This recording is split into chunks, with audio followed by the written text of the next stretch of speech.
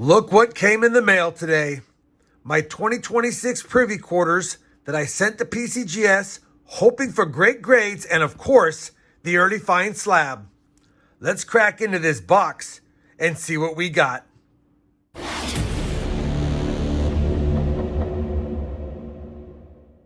Hey everyone, it's RobFindsTreasure and welcome back to the channel. Now in this box is pretty obvious. I got the 2026 Privy quarters and I should have sent a whole bunch more in, but I only sent 20 worth. And thinking back on it, I would have loved to send probably 50 to 100. But at the end of the day, these are 20 that I picked out that I thought were at least gem or better. Now, little disclaimer here. I couldn't wait.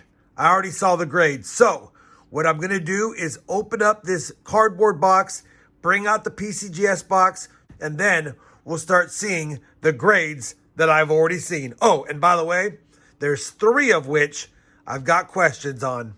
All right, enough chat. Let's get into this box. Well, I forgot that PCGS was doing their 40th anniversary boxes in nice red color. Holy cow, that's a beautiful box. So, wanted to show you the box. I got to get the tape off this box, but man, that's our first PCGS red box, and it is their 40th anniversary edition, so I'm happy to have gotten that. All right, let me open this up. Let me get my invoice out. Let me set them up in order. Like I said, I've already seen the grades, but I want to set them up in order that I want to reveal them. Here we go.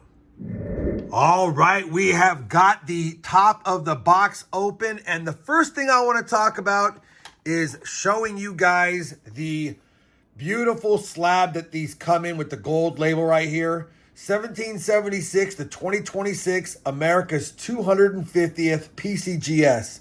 So really cool label, obviously, and I'll show you the quarter here. And by the way, I got quite a few of them in really good high grade, but we'll talk more about that in a little bit. As you can see, an absolutely beautiful Jemmy Gem quarter, July 4th Privy on and everything. Let me show you the back of this one to show you what the labels look like on the reverse. So this is an MS65 Declaration of Independence with July 4th Privy early find. And yeah, what a beauty. Now, I don't know why there is a fingerprint on there. None of the coins I submitted had fingerprints when I submitted them. So that either came to life after I submitted it from maybe somebody who handled the coins, because I only used gloves in my video and I only used gloves when submitting them. So that is either a coin handler's fingerprint at PCGS or somebody who handled them at the distribution center and then it became like that. So that's a bummer. Honestly, that's a bummer. There's no way I would have submitted a coin with that on there, but apparently it has it on there. Either way, MS65, the front is beautiful, the slab is beautiful, and yeah, that is keep it like this. That is a great coin, save for the fingerprint. Now that I showed you that one, let me pull out a whole bunch more and cover those next. All right, the next 9 will be MS65s as well. We've got 1, 2,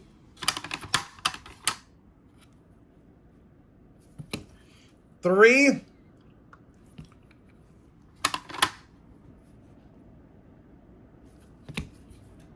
4, I'll go a little quicker, 5, man, that's a nice one, 6, that's a total of 7 though now. Here's number 8, here's number 9, I mean, come on, and number 10. So we had 10 of the 20 I submitted got an MS65.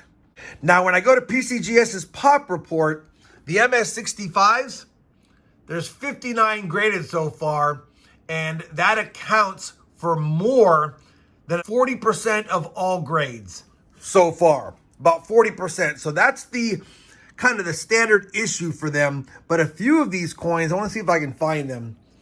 A few of these coins are in super fantastic shape. I'm not so sure why they got a 65. This one's got a little line on his jaw, so maybe that's why it got a 65. But I don't see anything wrong with this coin unless the back has a problem. All right, the bell has a little ding on it as well on the back. And I don't know how I missed some of these. So, like I said in the beginning, I submitted 20. I wish I would have submitted more, but I had already sold about 160 of my best examples on eBay. And then I remembered that I needed to set some aside for a submission. So I went through the next couple of hundred and just chose the best 20. So who knows how many of the potential higher grades I actually sent off in orders. That being said, these are the 10. Obviously, some are more beautiful than the others, but for a 65, you can have a few dings. Remember, these are all BU. This one's an absolutely gorgeous obverse, but the back has a couple of dings.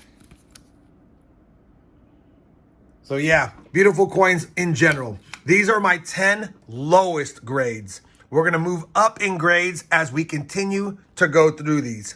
Let me clear off the table, or at least push these up, and then we'll come back for the next batch of better grades.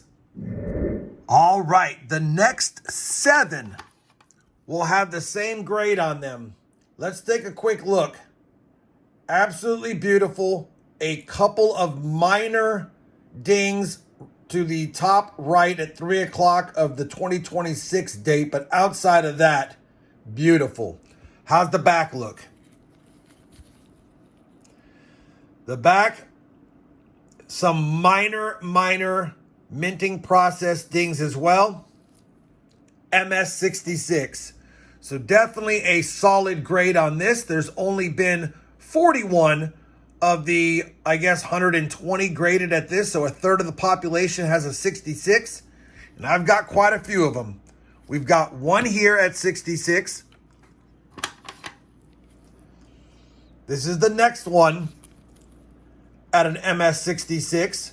Small little imperfection at the bell knocker right there. We've got a third one. Man, that is a beautiful obverse. We got a third one at a 66. Couple of light dings to the left at around 8 and 9 o'clock. Here's number 4. Another beauty. And remember, these were minted in a fashion that was meant for business strike circulation releases. So they weren't handled with kit gloves. It's going to be tough. There's no 68s from PCGS or from NGC as of yet. And I would imagine that those are going to be the tough ones to get. Here's number 5 at an MS66. Man, I don't see anything wrong with this one. Am I missing it? Slight little mark at 3 o'clock like a lot of the coins have. But outside of that, that is a stunner. It's going to be tough to beat that one in general. So there's 5. Here's number 6 at a 66. Slight line again around 3 o'clock. And a small line on the bell. And the final one at a 66. So we got 10 65s and we got 7 66s out of the first 17. And now the 3 best grades, which are kind of odd. Let's take a look at those and I'll tell you what I'm talking about. All right, let's grab the very first one and take a look at the front. Let's take a look at the front. One little ding right there if I get the right lighting on it again at 3 o'clock.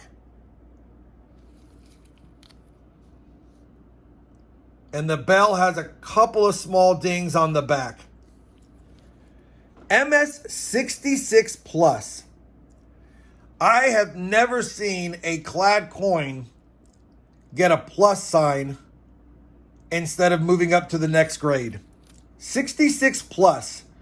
You know, there's only two 67s in the entire graded population so far for PCGS, and maybe a handful more on the NGC side. I think I saw 2 or 3 as well.